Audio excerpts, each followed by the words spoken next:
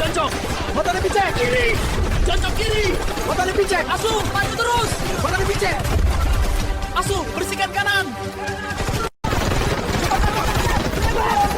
Betul kiri. Lempar asap. Maju, maju. Yala, yala. Serbu kiri, serbu. Tunduk. Kotak kanan. Tutupin. Maju. Sikat. Granat jatuh. Dorong terus. Bersihkan.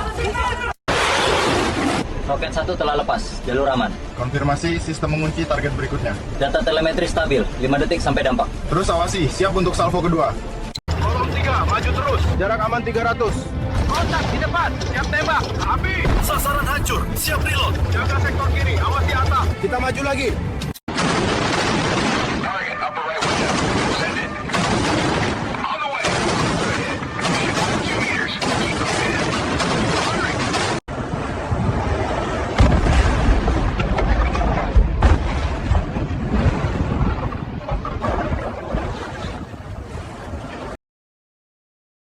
Saudara-saudara sebangsa dan setanah air, serta seluruh dunia yang kini menahan nafas menyaksikan apa yang terjadi di tanah Gaza. Mari kita kembali ke detik-detik sebelum badai itu pecah. Sebelum sirina merau, sebelum langit pagi diwarnai oleh asap hitam, dan sebelum sejarah kawasan ini berubah arah selamanya. Kita harus memahami betapa heningnya malam itu, sebuah keheningan yang menipu, sebuah ketenangan palsu yang menyembunyikan niat jahat di balik kegelapan. Pagi ini, kita menyaksikan sebuah pergeseran drastis yang mengguncang nurani kemanusiaan.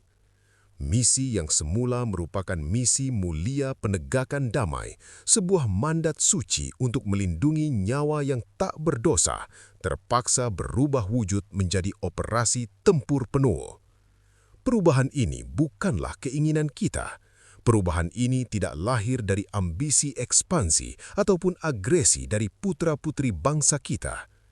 Tidak, saudara-saudara. Pergeseran ini dipicu oleh sebuah tindakan agresi yang fatal, sebuah kesalahan perhitungan yang sangat bodoh dan sombong dari pasukan pertahanan Israel atau yang mereka sebut sebagai IDF. Bayangkan suasananya beberapa jam yang lalu. Di bawah selimut kegelapan malam yang pekat, di saat sebagian besar dunia sedang terlelap, putra-putri bangsa TNI dari Brigade Kostrad sedang menjalankan tugas negara dan tugas kemanusiaan. Mereka tidak sedang mencari musuh, mereka tidak sedang memburu lawan. Patroli Batalion Infanteri Mekanis TNI tersebut bergerak perlahan, membelah malam dengan disiplin tinggi. Konvoi itu terdiri dari beberapa kendaraan lapis baja kebanggaan kita, ANOA, dan kendaraan tempur Pandur II. Roda-roda kendaraan itu berputar di atas tanah berdebu di dekat kamp pengungsi Jabaliyah, membawa harapan bagi ribuan pengungsi yang kelaparan.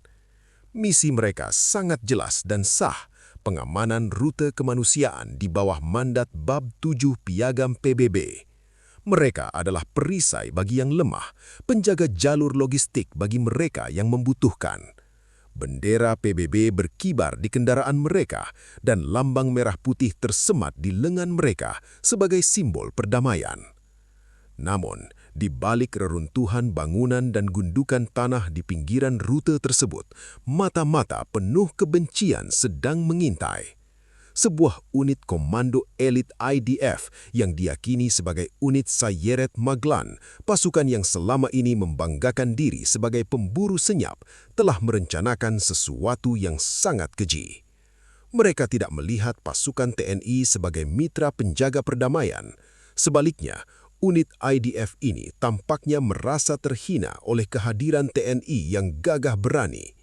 Ego mereka terluka oleh penarikan paksa yang mungkin terjadi sebelumnya, dan rasa malu itu telah bermutasi menjadi dendam yang buta.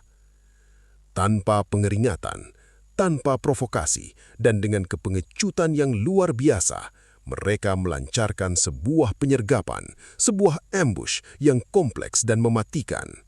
Mereka tidak bertempur secara jantan dan terbuka. Mereka menggunakan taktik perang asimetris, taktik yang biasa digunakan oleh mereka yang takut berhadapan muka dengan muka. Di tengah kegelapan itu, tanah tiba-tiba meledak. Mereka telah menanam serangkaian Improvised Explosive Devices atau IED berdaya ledak tinggi di sepanjang rute patroli yang biasa dilalui oleh konvoi kemanusiaan ini. Ledakan itu merobek kesunyian malam, menciptakan gelombang kejut yang menghantam kendaraan-kendaraan lapis baja kita. Namun itu belum cukup bagi mereka. Dari posisi-posisi tersembunyi yang pengecut, kilatan api meluncur deras. Itu adalah tembakan rudal anti-tank Spike, senjata canggih yang diarahkan untuk membunuh para penjaga perdamaian. Saudara-saudara, dampaknya sungguh memilukan hati kita semua. Serangan pengecut ini berhasil menghantam dan menghancurkan 2 kendaraan tempur Anua kita. Besi baja yang dirancang untuk melindungi prajurit kita terkoyak oleh kebencian musuh. Dalam insiden berdarah itu, kita kehilangan putra-putri bangsa terbaik. Serangan itu menewaskan lebih dari selusin prajurit TNI. 12 nyawa pahlawan perdamaian melayang seketika. Dan tidak berhenti di situ. Puluhan prajurit lainnya terluka, berdarah di tanah asing yang sedang mereka coba lindungi. Darah mereka tumpah bukan karena perang yang kita mulai. Darah mereka tumpah saat mereka sedang menjalankan tugas suci mengamankan jalur bantuan bagi rakyat Palestina yang menderita. Ini adalah sebuah kesalahan strategis yang tak terimajinasi dari pihak Israel. Apakah mereka pikir tindakan ini akan membuat kita takut? Apakah mereka pikir Indonesia akan mundur? Dengarkan baik-baik. Dengan menumpahkan darah prajurit TNI yang secara lahak bertugas di bawah bendera biru Perserikatan Bangsa-Bangsa, IDF tidak hanya telah melakukan kejahatan perang yang nyata, tindakan mereka lebih dari itu.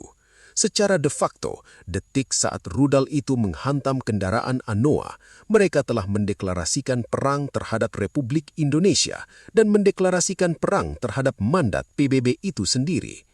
Mereka telah meludahi hukum internasional dan menantang kehormatan sebuah bangsa besar. Kabar tentang pembantaian ini merambat dengan kecepatan cahaya, menyeberangi benua dan samudra hingga sampai ke telinga para pimpinan di Jakarta dan markas besar Divisi Garuda di Gaza. Bagi Komando Tinggi TNI, ini bukan sekedar insiden perbatasan. Ini adalah garis merah yang telah dilintasi dengan darah. Batas kesabaran telah dilanggar, kehormatan korps, kehormatan seragam, dan kehormatan negara telah diinjak-injak oleh arogansi Zionis. Kemarahan yang meledak di Jakarta dan di markas besar pasukan kita di Gaza bersifat instan dan absolut. Tidak ada keraguan, tidak ada ketakutan.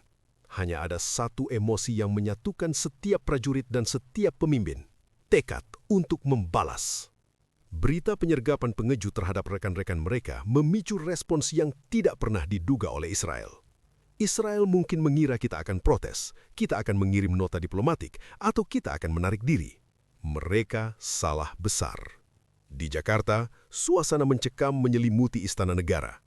Malam itu juga, Presiden Republik Indonesia, Bapak Prabowo Subianto, dalam kapasitasnya sebagai Panglima Tertinggi Angkatan Bersenjata, mengambil langkah tegas. Beliau tidak menunggu matahari terbit, beliau tidak menunggu dunia berdebat. Presiden dilaporkan mengadakan sidang kabinet darurat pada tengah malam itu juga. Bayangkan ketegangan di ruangan itu. Peta digelar, laporan intelijen dibacakan, dan wajah-wajah para pemimpin bangsa mengeras menahan amarah dan duka. Namun di tengah kedukaan itu, lahir sebuah keputusan yang berani dan bersejarah. Presiden Prabowo Subianto menatap para jenderalnya dan memberikan satu perintah sederhana, namun memiliki bobot yang akan menggetarkan seluruh Timur Tengah. Kata-kata beliau tegas dan tanpa kompromi. Lumpuhkan semua ancaman, tegakkan mandat dengan cara apapun yang diperlukan, lindungi kehormatan bangsa. Perintah itu adalah kunci pembuka neraka bagi musuh. Dengan perintah itu, sebuah operasi baru lahir. Bukan lagi operasi damai yang pasif, melainkan sebuah operasi penindakan yang mematikan. Operasi Taring Garuda pun diaktifkan. Saudara-saudara, Pahamilah implikasi dari momen ini. Mandat penegakan damai atau peace enforcement yang selama ini membatasi ruang gerak pasukan kita seketika berubah. Status misi berubah menjadi mandat pertahanan diri self-defense yang agresif dan serangan balasan counter-offensive penuh. Aturan pelibatan atau rules of engagement telah dicabut, sarung tangan telah dilepas. Prajurit-prajurit kita di Gaza yang beberapa jam lalu masih menahan diri, kini mendapatkan lampu hijau untuk melepaskan segala kemampuan tempur mereka. Tank-tank Leopard dipanaskan, laras-laras meriam diarahkan, dan rudal-rudal disiapkan. Mereka tidak lagi hanya penjaga perdamaian, mereka adalah penegak keadilan yang bersenjata lengkap. Israel telah membangunkan macan yang sedang tidur.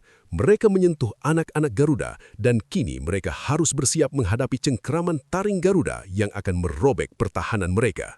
Pagi ini, sejarah mencatat bahwa kesabaran Indonesia ada batasnya dan batas itu telah dilanggar dengan konsekuensi yang fatal. Langit Gaza akan menjadi saksi bahwa darah prajurit TNI tidak akan pernah tumpah sia-sia tanpa balasan yang setimpal. Inilah awal dari badai itu. Inilah momen di mana diplomasi berakhir dan laras senjata mulai berbicara. Saudara-saudara sekalian, rakyat Indonesia yang saya cintai dan dunia yang sedang menyaksikan kebangkitan sebuah kekuatan baru. Setelah perintah dari Panglima tertinggi turun, setelah garis merah dilanggar dengan darah para syuhada kita, suasana di kem-kem pasukan Indonesia di Gaza berubah total.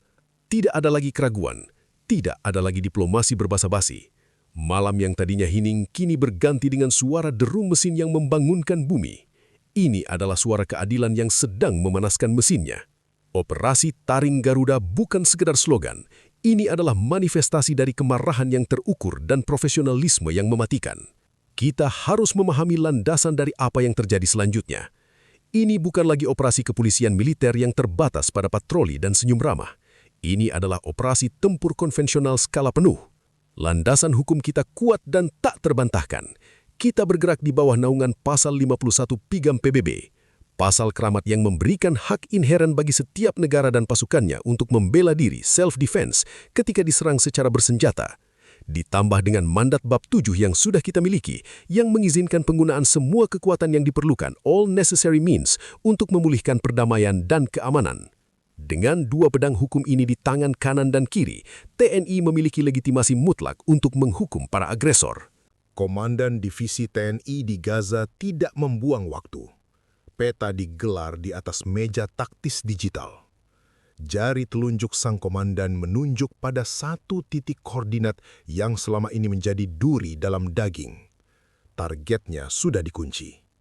Sasaran serangan balasan besar-besaran ini adalah sebuah lokasi yang dikenal sebagai Benteng Zion. Apa itu Benteng Zion?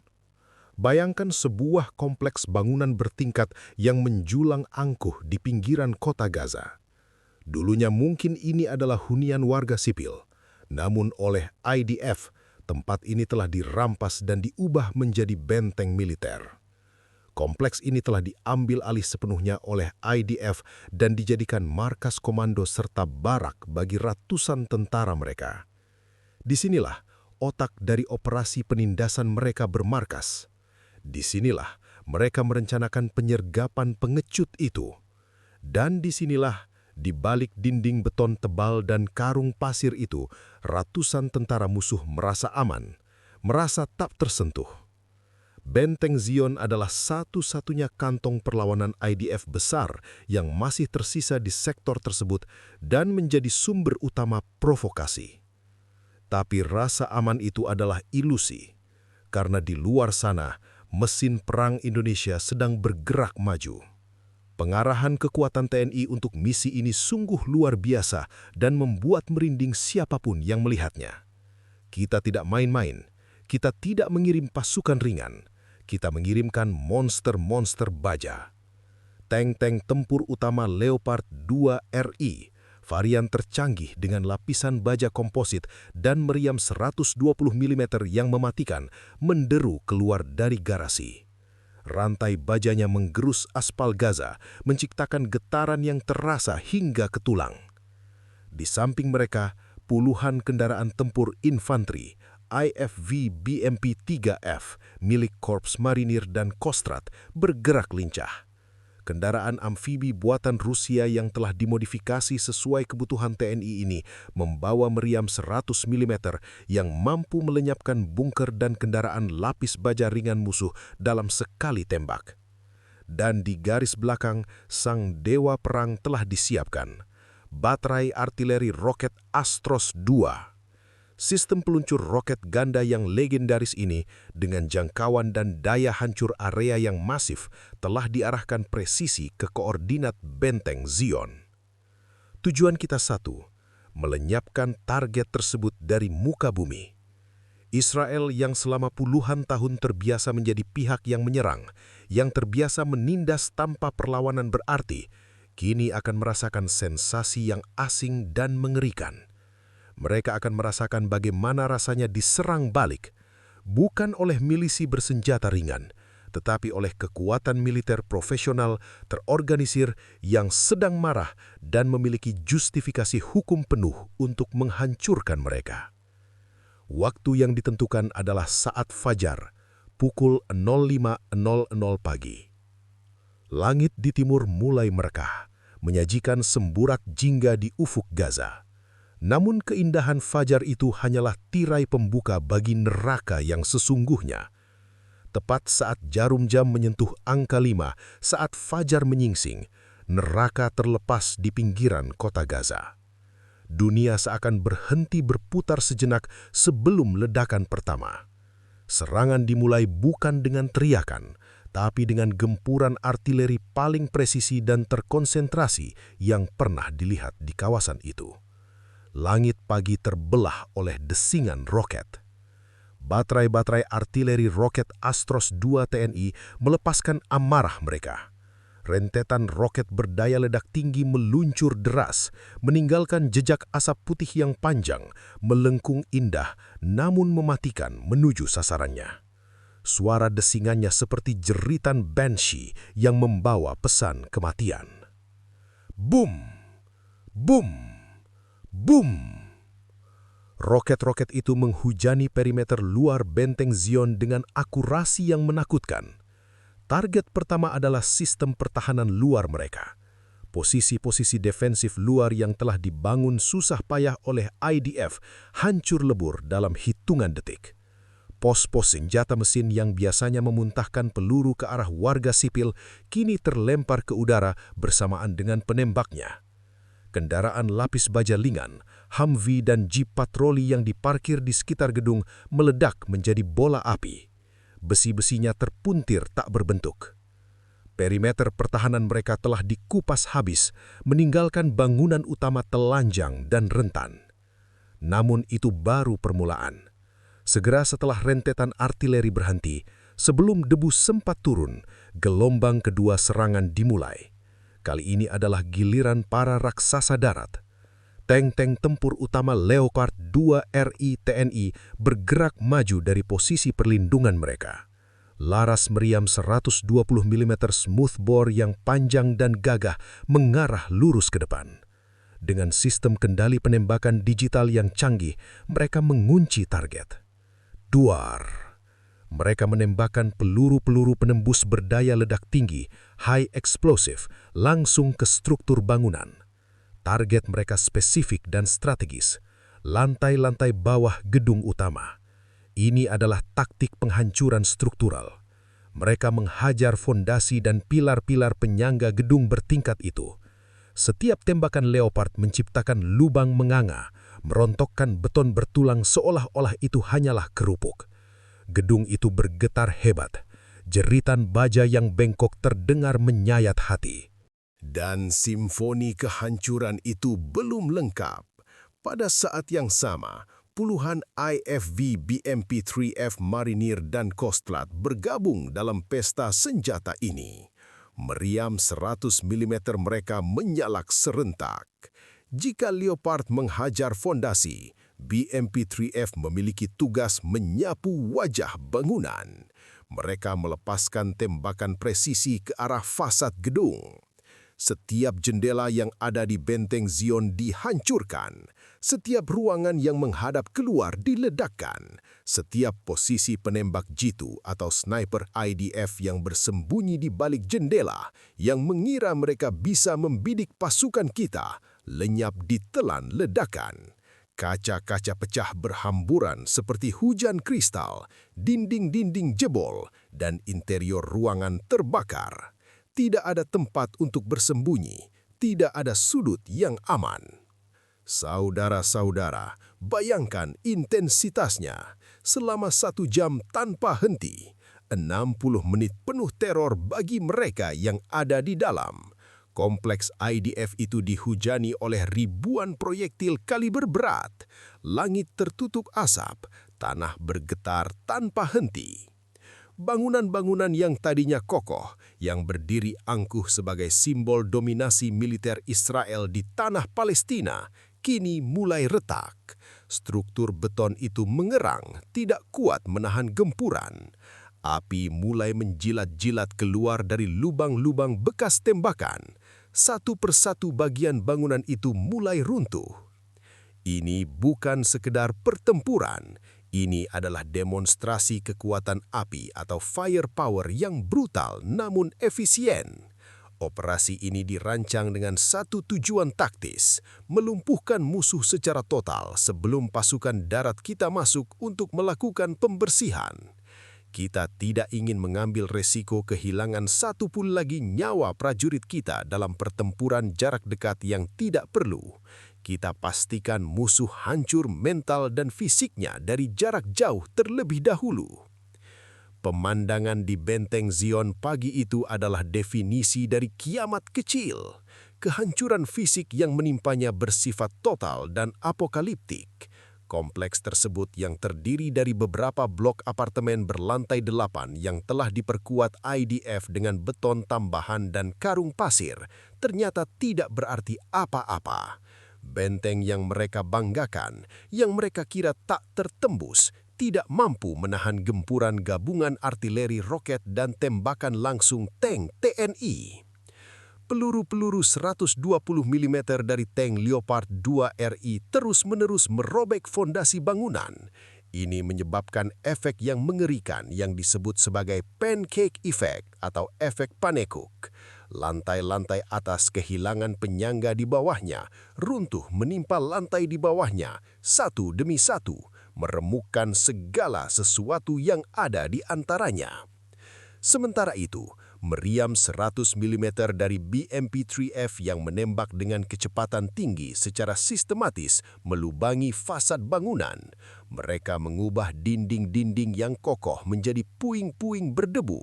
Struktur itu ditelanjangi hingga ke tulangnya. Dan kemudian api. Kebakaran besar mulai melanda dari dalam. Tembakan-tembakan presisi kita rupanya mengenai titik vital, depo amunisi internal yang disimpan oleh IDF di lantai dasar. Ledakan sekunder terjadi, jauh lebih dahsyat, ditenagai oleh mesiu dan bahan peledak mereka sendiri. Gedung itu meledak dari dalam, memuntahkan lidah api raksasa. Asap hitam tebal membubung ratusan meter ke udara. Pilar asap ini begitu pekat dan tinggi hingga terlihat dari jarak puluhan kilometer, menjadi penanda bagi seluruh Gaza bahwa era kekebalan IDF telah berakhir. Ketika gempuran akhirnya berhenti, ketika suara ledakan terakhir meredah, pemandangan yang tersisa sungguh mencengangkan. Tidak ada lagi yang tersisa dari benteng Zion selain tumpukan beton yang membara dan bengkok. Kerangka baja menyembul keluar seperti tulang rusuk yang patah. Simbol terakhir dari pendudukan militer Israel di dalam kota Gaza telah dihapus secara paksa dari peta. Ini bukan hanya penghancuran fisik, ini adalah penghancuran simbolis. Runtuhnya bangunan itu melambangkan kehancuran total dari kehadiran militer mereka di wilayah tersebut. Namun saudara-saudara, dampak paling mengerikan dirasakan oleh manusia-manusia di dalamnya. Gempuran artileri dan tank yang tiba-tiba dan luar biasa dahsyat itu tidak memberikan kesempatan sedikit pun. Bagi sebagian besar tentara IDF yang berlindung di dalam benteng Zion, ini adalah kuburan massal mereka. Ratusan tentara, ya ratusan dari Brigade Infanteri Reguler dan unit cadangan terperangkap di dalam bangunan saat struktur itu runtuh di atas kepala mereka. Mereka tidak sempat lari, mereka tidak sempat melawan, mereka tewas seketika, terkubur hidup-hidup di bawah ribuan ton beton dan baja yang mereka andalkan untuk melindungi mereka. Bagi mereka yang selamat dari keruntuhan awal, nasibnya tak kalah mengerikan. Mereka terperangkap di ruang-ruang bawah tanah yang gelap atau di kantong-kantong udara sempit di antara reruntuhan. Teriakan minta tolong mereka tertelan oleh suara api yang membara di sekitar mereka. Nasib mereka sudah disegel oleh arogansi pimpinan mereka sendiri. Laporan intelijen awal dari TNI yang didasarkan pada pemantauan komunikasi radio IDF yang panik sebelum akhirnya terputus total, serta analisis visual dari drone pasca serangan, memberikan gambaran yang suram bagi musuh. Jumlah korban tewas di pihak IDF diperkirakan fantastis, kemungkinan mencapai ratusan personel. Ini adalah sejarah, saudara-saudara. Ini adalah salah satu kerugian personel militer terbesar dalam satu insiden tunggal bagi IDF dalam perang ini. Pukulan yang mematikan. Kehilangan ini diperparah oleh fakta pahit bagi mereka. Tentara-tentara ini tewas bukan dalam pertempuran heroik yang bisa mereka banggakan. Mereka tidak gugur saat menyerbu. Mereka dilenyapkan, dihapus, dimusnahkan oleh kekuatan api superior TNI yang mereka provokasi sendiri. Pagi itu, di bawah asap yang membubung dari reruntuhan benteng Zion, sebuah pesan telah dikirimkan dengan sangat jelas ke Tel Aviv dan ke seluruh dunia. Jangan pernah membangunkan Garuda yang sedang tidur. Jangan pernah mengusik merah putih. Karena ketika kami bergerak, kami tidak akan berhenti sampai keadilan ditegakkan di atas puing-puing arogansi kalian. Dan ini, saudara-saudara, baru fase pembuka. Di balik debu yang mulai mengendap, pasukan khusus kita sudah bersiap untuk masuk. Saudara-saudara sekalian, para saksi sejarah yang budiman, jika pada jam sebelumnya kita berbicara tentang keberanian mengambil keputusan, kini kita harus berbicara tentang konsekuensi dari keputusan tersebut. Kita harus menatap lurus ke dalam mata badai yang baru saja berlalu.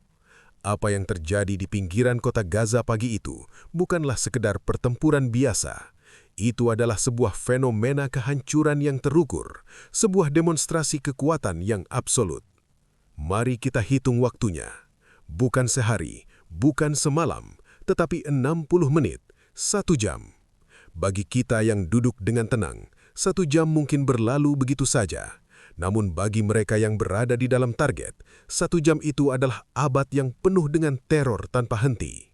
Selama 1 jam penuh, jarum jam seolah berhenti berdetak, digantikan oleh detak jantung kematian. Selama 1 jam tanpa henti, kompleks IDF itu dihujani oleh ribuan proyektil kaliber berat. Langit di atas benteng Zion tidak lagi terlihat biru. Ia tertutup oleh tirai besi dan api yang jatuh dari angkasa. Bayangkan intensitas suaranya. Gemuruh ledakan yang satu belum selesai bergema sudah disusul oleh ledakan berikutnya, menciptakan dinding suara yang memecahkan gendang telinga dan meruntuhkan nyali. Bangunan-bangunan yang tadinya kokoh, yang berdiri angkuh menantang langit, yang digunakan IDF sebagai simbol dominasi tak tergoyahkan mereka di tanah ini, mulai menyerah pada hukum fisika. Beton-beton itu kini mulai retak, terbakar, dan runtuh satu persatu. Struktur yang mereka kira abadi ternyata rapuh di hadapan amarah taring Garuda. Mari kita bedah anatomi kehancuran ini. Ini bukan sekedar lubang di dinding atau kaca yang pecah. Kehancuran fisik yang menimpa benteng Zion bersifat total dan apokaliptik. Tidak ada setengah-setengah dalam operasi ini. Tidak ada ruang untuk perbaikan. Kompleks tersebut, yang terdiri dari beberapa blok apartemen berlantai 8 yang telah diperkuat IDF dengan beton tambahan dan karung pasir, menghadapi takdirnya. Penguatan struktur yang mereka lakukan, beton ekstra yang mereka tuang, karung pasir yang mereka tumpuk, semuanya sia-sia. Mereka tidak mampu menahan gempuran gabungan artileri dan tembakan langsung. Perhatikan peran vital dari monster baja kita, tank Leopard 2 RI. Mesin perang ini tidak menembak sembarangan. Dengan presisi bedah, peluru-peluru 120 mm dari tank Leopard 2 RI merobek fondasi bangunan. Mereka menghajar kaki-kaki raksasa itu hingga lumpuh. Akibatnya sangat mengerikan dan tak terelakkan. Serangan pada fondasi ini menyebabkan apa yang dalam istilah militer disebut sebagai pancake effect atau efek panekuk. Apakah saudara bisa membayangkannya? Lantai dasar hancur, kehilangan daya dukungnya. Lalu lantai 1 runtuh menimpa lantai dasar. Lantai 2 menimpa lantai 1. Lantai 3 menimpa lantai 2. Dan seterusnya hingga ke puncak. Lantai atas runtuh menimpa lantai di bawahnya. Beton menghantam beton. Baja melilit baja. Manusia terjepit di antaranya. Gedung tinggi itu tidak tumbang ke samping seperti pohon yang ditebang, melainkan merosot ke bawah, memadat menjadi tumpukan puing yang padat dan mematikan. Sementara struktur luarnya runtuh, neraka lain sedang berkobar di bagian dalam. Meriam 100 mm dari BMP-3F yang menembak dengan kecepatan tinggi secara sistematis melubangi fasad bangunan, mengubah dinding-dinding yang kokoh menjadi puing-puing. Tembakan-tembakan ini mencari celah, mencari titik lemah, dan mereka menemukannya. Kebakaran besar mulai melanda dari dalam. Api ini bukan api biasa. Ini adalah api yang ditenagai oleh karma mereka sendiri. Api ini ditenagai oleh ledakan depo amunisi internal yang disimpan oleh IDF di lantai dasar, gudang arsenal yang mereka siapkan untuk membunuh rakyat Gaza, peluru-peluru yang mereka tumpuk untuk menindas, granat dan roket yang mereka simpan, semuanya meledak serentak. Senjata makan tuan dalam arti yang paling harfiah. Ledakan sekunder ini merobek gedung dari dalam, mempercepat keruntuhan, dan memanggang apapun yang masih bernafas. Visual dari kejadian ini begitu dramatis, hingga seolah-olah alam pun ikut berduka. Asap hitam tebal membubung ratusan meter ke udara. Pilar asap ini begitu pekat, begitu gelap, hingga terlihat dari jarak puluhan kilometer. Ia berdiri seperti monumen kegelapan, menandakan lokasi di mana arogansi telah runtuh menjadi debu. Ketika debu akhirnya mengendap, ketika gempuran berhenti, pemandangan yang tersisa adalah definisi dari kehancuran mutlak. Pada akhir gempuran, tidak ada lagi yang tersisa dari benteng Zion selain tumpukan beton yang membara dan bengkok. Tempat itu telah rata dengan tanah, simbol terakhir dari pendudukan militer Israel di dalam kota Gaza telah dihapus secara paksa dari peta. Namun, di balik narasi tentang beton dan baja ini, ada kisah tentang nyawa manusia. Ada kisah tentang harga yang harus dibayar oleh para prajurit agresor. Gempuran artileri dan tank yang tiba-tiba dan luar biasa dahsyat itu tidak memberikan kesempatan bagi sebagian besar tentara IDF yang berlindung di dalam benteng Zion. Mereka tidak siap, mereka sedang tidur, sedang makan, atau sedang bersiap patroli, merasa aman di balik tembok tebal mereka. Ketika serangan dimulai, kepanikan melanda. Pintu keluar tertutup puing. Tangga darurat runtuh, jalur komunikasi terputus, ratusan tentara dari Brigade Infanteri Reguler dan unit cadangan terperangkap di dalam bangunan saat bangunan itu runtuh di atas mereka. Nasib mereka disegel dalam hitungan detik. Mereka tewas seketika, terkubur hidup-hidup di bawah ribuan ton beton dan baja. Tidak ada upacara pemakaman, tidak ada kata-kata perpisahan. Kuburan mereka adalah barak mereka sendiri. Bagi segelintir yang mungkin selamat dari keruntuhan awal, nasib mereka mungkin lebih buruk. Yang lain yang selamat dari keruntuhan awal terperangkap di ruang-ruang bawah tanah atau di kantong-kantong udara di antara reruntuhan. Gelap, pengap, penuh debu yang mencekik. Namun dengan api yang membara di sekitar mereka, nasib mereka sudah tersegel. Panas yang menjalar, asap yang masuk ke celah-celah sempit mengakhiri hidup mereka dalam keputusasaan. Data intelijen yang masuk ke meja komando TNI setelah pertempuran usai memberikan gambaran statistik yang mengejutkan dunia. Laporan intelijen awal dari TNI yang disusun berdasarkan pemantauan komunikasi IDF yang panik sebelum terputus dan analisis visual drone pasca serangan memperkirakan jumlah korban tewas di pihak IDF fantastis. Angka itu kemungkinan mencapai ratusan personel. Saudara-saudara sekalian, rakyat Indonesia yang saya muliakan, mari kita masuk ke dalam babak selanjutnya dari drama pertempuran ini. Babak di mana gemuruh artileri mereda, digantikan oleh ketegangan yang jauh lebih sunyi namun mematikan. Setelah gempuran artileri berhenti, setelah debu ledakan mulai turun perlahan menutupi reruntuhan seperti kain kafan, dimulailah fase kedua dari operasi Taring Garuda. Ini adalah fase yang menuntut presisi, keberanian jarak dekat, dan keahlian tingkat tinggi. Jika fase pertama adalah tentang palu godam yang menghancurkan batu, maka fase kedua ini adalah tentang pisau bedah yang mencari kanker hingga ke akarnya.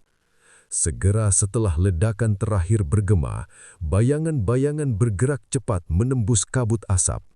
Tim-tim pasukan khusus dari Komando Pasukan Khusus, Kopassus, dan Detasemen Jalamangkara Marinir diterjunkan ke lapangan. Kita tahu siapa mereka. Mereka adalah unit-unit anti-teror dan pertempuran jarak dekat terbaik di dunia. Mereka adalah hantu rimba dan hantu laut yang kini beroperasi di hutan beton Gaza. Tanpa suara, bergerak cepat dan senyap di antara debu dan asap, mereka menyisup masuk. Sepatu bot taktis mereka melangkah pasti di atas puing-puing tajam. Mata mereka waspada men-scanning setiap sudut gelap, setiap celah, dan setiap bayangan yang mencurigakan. Tugas mereka berat, menyisir reruntuhan benteng Zion. Mereka harus memasuki sisa-sisa bunker bawah tanah yang gelap dan struktur bangunan yang masih berdiri sebagian namun tidak stabil. Ini adalah misi bunuh diri bagi tentara biasa, tetapi bagi Kopassus dan Denjaka, ini adalah ladang perburuan mereka. Di dalam labirin beton yang hancur inilah mereka menghadapi sisa-sisa perlawanan musuh. Di sanalah mereka menemukan tentara-tentara IDF yang selamat dari pembomaan awal. Namun, kondisi musuh sungguh menyedihkan. Tentara-tentara IDF itu dalam keadaan terkejut, terluka, dan benar-benar kehilangan komando.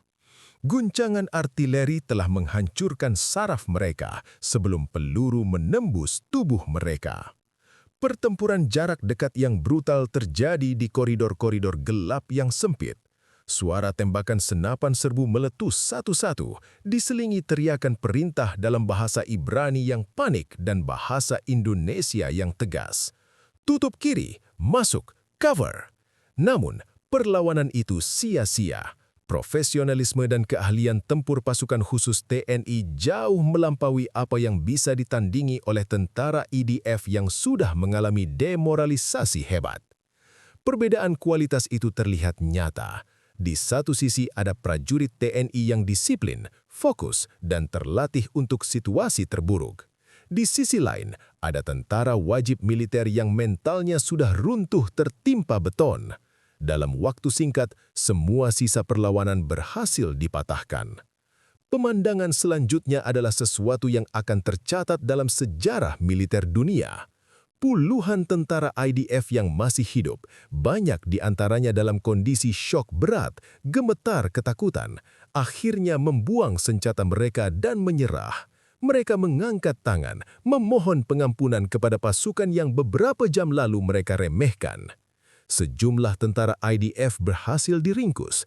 Mereka ditangkap oleh pasukan Kopassus, tangan mereka diikat erat ke belakang, dan mata mereka ditutup kain hitam.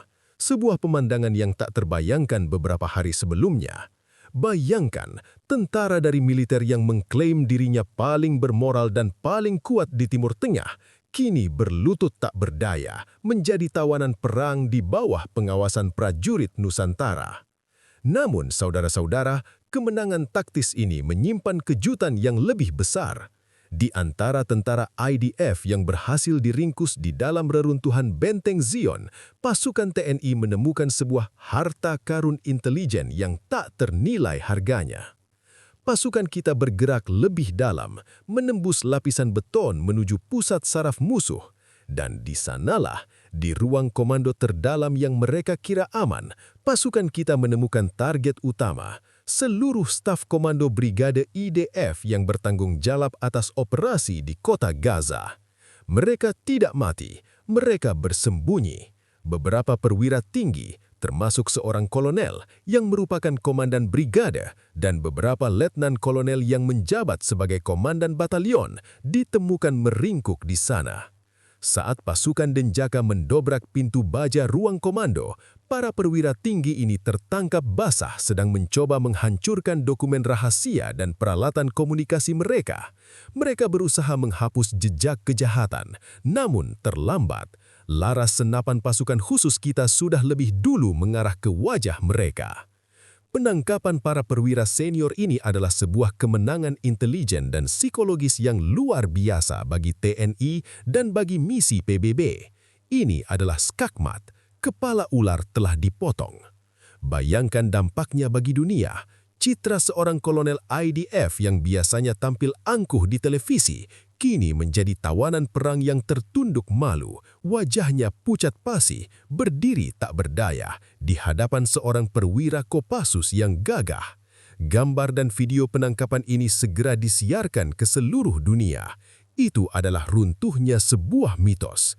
Itu adalah bukti visual bahwa IDF bisa dikalahkan, bisa ditangkap, dan bisa ditekuk lututnya. Efek dari penangkapan ini menjalar seperti virus di tubuh militer Israel. Kehancuran moral di dalam tubuh IDF kini menjadi total. Berita bahwa Benteng Zion telah jatuh dan seluruh staf komando mereka di Gaza telah tewas atau ditangkap menyebar lewat radio-radio militer yang masih aktif. Kepanikan melanda. Berita ini memicu pelarian massal terakhir. Tentara-tentara IDF di pos-pos pengamatan lain di sepanjang perbatasan Gaza yang mendengar berita ini, yang melihat video komandan mereka menyerah, kehilangan nyawa tempur mereka seketika. Mereka serentak meninggalkan pos mereka. Mereka kabur. Mereka lari ketakutan menuju wilayah Israel, meninggalkan senjata, meninggalkan posisi, dan meninggalkan kehormatan mereka. Mereka tidak mau menjadi korban berikutnya dari kemarahan TNI yang kini tak terbendung. Mereka menyadari jika komandan brigade mereka saja tidak selamat, apalagi mereka yang hanya prajurit biasa. Sore itu, reruntuhan Benteng Zion menjadi saksi bisu. Di sanalah, di atas puing-puing arogansi, berdiri tegak para prajurit TNI. Di kaki mereka, berlutut para perwira musuh yang telah kehilangan segalanya. Operasi pembersihan ini bukan hanya membersihkan gedung dari musuh, tetapi membersihkan tanah Gaza dari rasa takut.